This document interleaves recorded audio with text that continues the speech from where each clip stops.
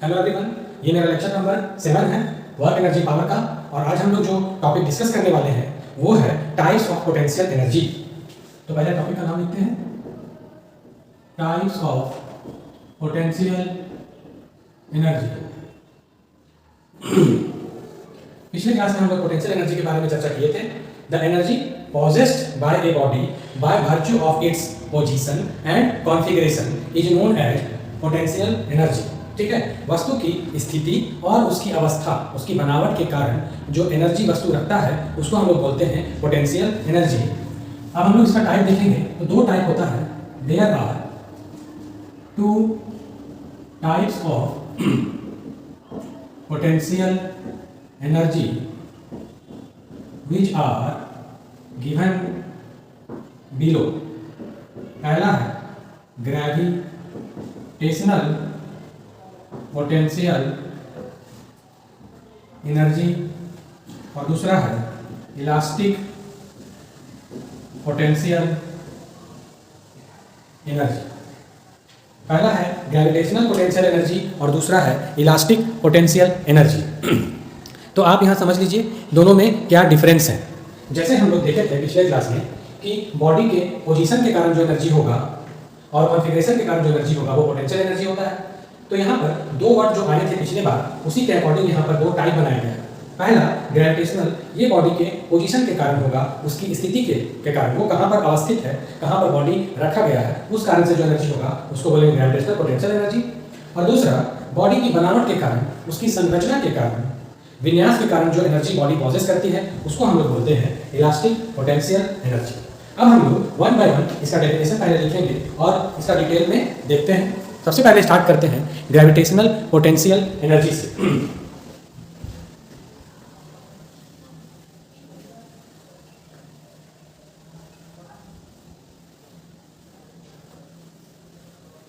पहले इसका डेफिनेशन लिख लेते हैं डिटेल्स करके।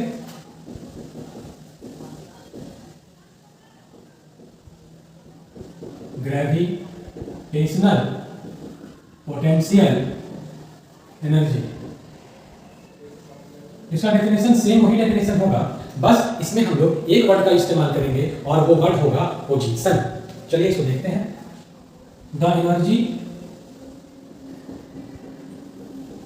possessed by a body by virtue of its position is known as gravitational potential energy। ठीक है, वस्तु की स्थिति के कारण। अब यहाँ पर पोजीशन लिखे हैं, इसका मतलब ये है height above the surface of earth, कि सरफेस ऑफ अर्थ से ये कितनी ऊंचाई पर रखा गया है। अब हम लोग इसका एग्जाम्पल लिखते हैं। इसका एग्जाम्पल देखिए, हम लोग सपोज करते हैं कि जो ग्रेविटेशनल फोर्स के द्वारा एक वर्क होता है, जब हम लोग बॉडी को रेज करते हैं यानी कि उसको हम लोग ऊपर उठा रहे हैं, उस समय ग्रेविटेशनल फोर्स के द्वारा कितना वर्क होता है वो अभी हम लोग यहाँ पर देखेंगे। तो हम लोग चलिए उसको लिखना स्टार्ट करते हैं। Work done by gravitational force on the block. Work done by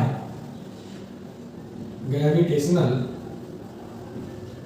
force on the body is given by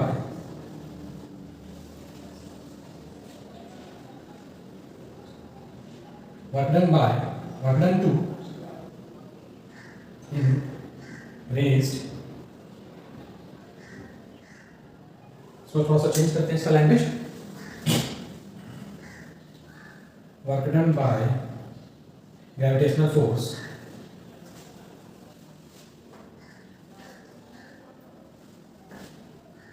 to raise the body is given by। ऐसे लिखेंगे, रेज करना मतलब होता है उस बॉडी को लिफ्ट करना, उस बॉडी को उठाना। तो जब हम लोग बॉडी को उठाएंगे सरफेस ऑफ अर्थ से, तो फॉर्मूला हम लोग को पता है W बराबर होता है Fs फोर्स इनटू डिस्प्लेसमेंट। तो आप ध्यान से समझिए, यहाँ पर Fs की जगह हो जाएगा एफ एस कॉस थीटा। अब हमें एंगल को ध्यान से समझना है कि आखिर एंगल की वैल्यू क्या होगी। तो देखिए ये सरफेस से कोई बॉडी यहाँ पर रखा गया है, इसी बॉडी को हम लोग लिफ्ट करके यहाँ ले जा रहे हैं। पहले बॉडी ए पोजीशन पर था, अब बॉडी पहुंच जाएगा बी पोजीशन पर। मान लीजिए ए पर था तो बी पर पहुंच गया, ये यहाँ से यहाँ तक की दूरी इसकी हाइट h हो जाएगी। हम लोग बॉडी को रेज कर रहे हैं, ठीक है।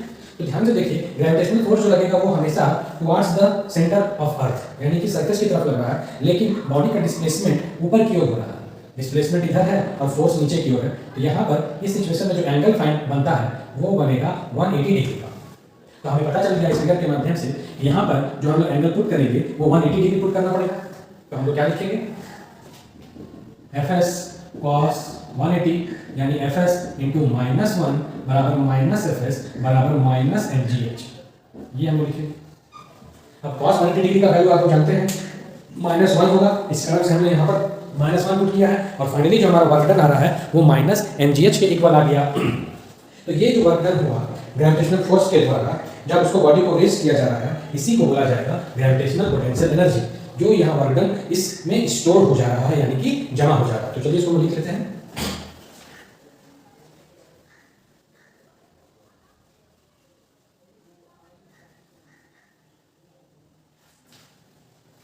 Work done by gravitational force on the block. Work done by gravitational force on the block to raise करने का मतलब है इसको उठाने के लिए up to a certain height, up to a certain height is known as gravitational potential energy। और इसको हम लोग डिनोट करते हैं which is denoted by capital U। so we can write, हम लोग लिख सकते हैं कैपिटल U इक्वल टू हमारा देखिए क्या आया था mgh माइनस mgh, इसी को लिखिए capital U equal to minus mgh। ये आ गया ग्रेविटेशनल पोटेंशियल एनर्जी। ओके, दूसरे टॉपिक की ओर हम लोग बढ़ते हैं।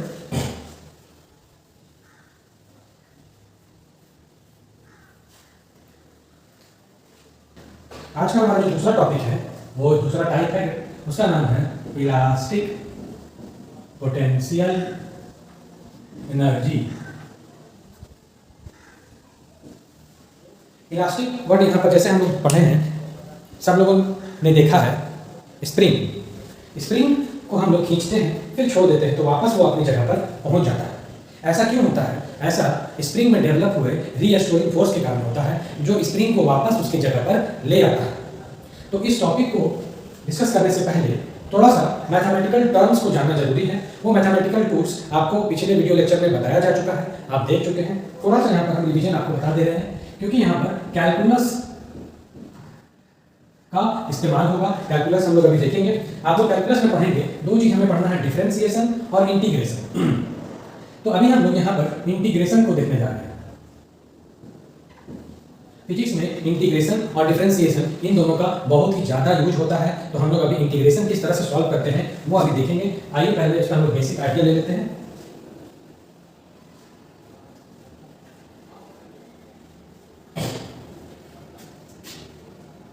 नोट करता है x के पावर को। यहाँ पर आप देख रहे हैं पावर 1 छिपा हुआ है, हिडन है। तो हम लोग अगर यहाँ 1 पुट करेंगे तो क्या लिखेंगे? x 1 + 1 अपॉन 1 + 1 यानी x का power 2 upon 2।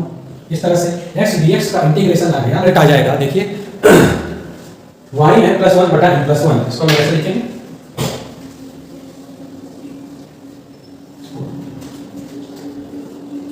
y n + 1 upon n + 1। अब देखिए n की जगह यहाँ पर पावर कितना है? 2 है। तो क्या करेंगे? y 2 + 1 अपॉन 2 + 1 y का क्यूब अपॉन क्यूब। ये आ गया रिजल्ट इंटीग्रेशन। इस तरह से अगर कुछ और पावर है तो आप उस फार्मूला में पुट करके इसको आसानी से बना सकते हैं। एग्जांपल के तौर पर अगर आपको बोला जाए x का पावर -2 dx, तब आप इसको कैसे बनाएंगे?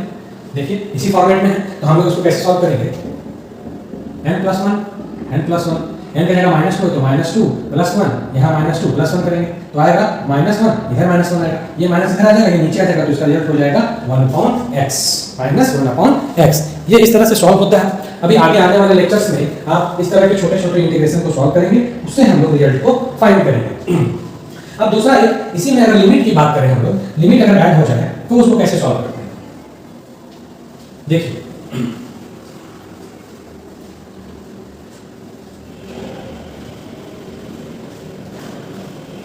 जैसे अभी हम बताएं कि dx, तो इसका होता है x, अगर इसमें लिमिट हम पुट कर दें, यहाँ जो होता है उसको बोला जाता है लोअर लिमिट, और यहाँ जो होता है उसको बोलते हैं upper limit, lower limit upper limit, ठीक है।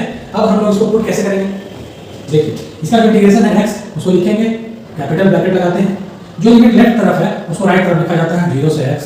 अब पहले अपर लिमिट पुट करेंगे तो x की जगह x रखें, -0 रखें, बराबर x हो गया, ठीक है। तो ये इसका रिजल्ट आ गया। अब हम लोग दूसरा वाला पुट करेंगे, देखिए x dx, यहाँ पर आगे 0 और यहाँ पर आगे मान लीजिए 2 पुट कर देंगे, लोअर लिमिट 0 अपर लिमिट 2 हो गया। तो कैसे इसको सॉल्व करेंगे, तो इसको सॉल्व करने के लिए हम लोग पुराने मेथड में अपनाएंगे। x dx का हमको पता है x² 2 होता है, अभी हम लोग फॉर्मूला से सॉल्व किए थे। अब लिमिट हम लोग पुट करने के लिए पहले ब्रैकेट लगाएंगे 0 और यहाँ पर 2 कर देंगे।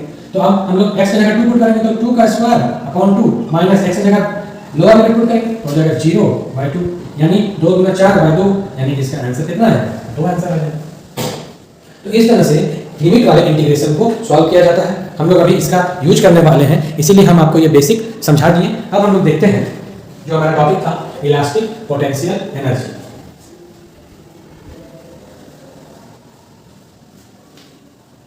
पहले टॉपिक का नाम इलास्टिक पोटेंशियल एनर्जी।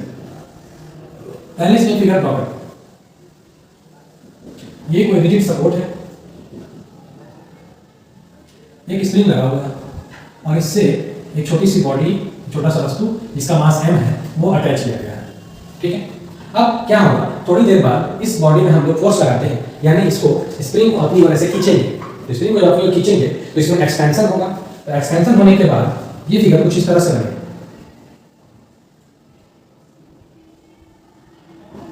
बी, यहाँ पर F नाम का फोर्स अप्लाइड हुआ। अब देखिए पहले इसका पोजीशन इनिशियल यहाँ था, फाइनल यहाँ है, तो जो बीच का डिस्प्लेसमेंट है उसको हम लोग x से डिनोट करते हैं, x यहाँ से यहाँ तक, ये सेंटर से यहाँ लिए, इसका सेंटर से यहाँ लिए, दोनों के बीच का डिस्टेंस हो गया x।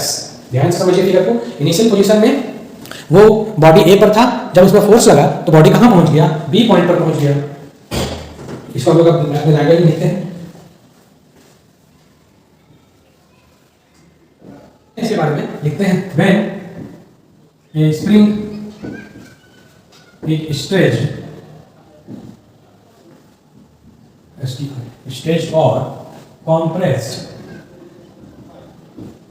from its mean position by a small distance s, then a restoring force is developed in the spring to bring back its normal position। कहने का मतलब यह है कि जब एक स्प्रिंग को स्ट्रेच किया जाता है, खींचा जाता है, या तो कंप्रेस दबाया जाता है, इट्स मीन पोजीशन, उसके मीन स्थिति से एक स्मॉल डिस्टेंस x देख रहे हैं आप फिगर में, एक छोटा सा डिस्टेंस x है, तब क्या होता है, एक रीस्टोरिंग फोर्स डेवलप होता है। रीस्टोरिंग फोर्स कैसा फोर्स है, रीस्टोरिंग फोर्स एक ऐसा फोर्स होता है जो बॉडी को या वस्तु को उसके सामान्य स्थिति में, या हम बोल सकते हैं पहले वाली स्थिति में लाने का काम करता है। तो उस तरह के फोर्स को हम लोग बोलते हैं रीस्टोरिंग फोर्स। वो फोर्स डेवलप हो जाता है कहाँ पर, स्प्रिंग में, किस लिए, टू ब्रिंग बैक, स्प्रिंग को वापस लाने के लिए, कहाँ, उसके नॉर्मल पोजीशन पर। ये जो रीस्टोरिंग फोर्स वर्ड जो आया है, ये कंप्यूटर का एक वर्ड है। जैसे हम लोग कंप्यूटर पर काम करते हैं, कोई फाइल हम लोगों ने बनाया, मान लीजिए उस फाइल में कोई एरर आ गया, कुछ गलती हो गई, तो हम लोग उसको डिलीट कर देते हैं। तो डिलीट करने पर वो फाइल जाकर रीसाइकल बिन में स्टोर हो जाता है। कंप्यूटर में एक रिसाइकल बिन होता है, उसमें स्टोर हो जाता है। अब हमें उस फाइल को अगर वापस लाना है तो हम लोग रिसाइकल बिन से जाकर वहाँ पर जाके एक कमांड देते हैं, एक आदेश देते हैं कंप्यूटर को, रीस्टोर, और वही उसी रीस्टोर वर्ड से बना है रीस्टोरिंग फोर्स, जो कि यहाँ स्प्रिंग में डेवलप हुआ। ठीक है, तो आज हम लोग इस वीडियो को यहीं समाप्त करेंगे। नेक्स्ट वीडियो में हम लोग इस डेरिवेशन को कंप्लीट करेंगे।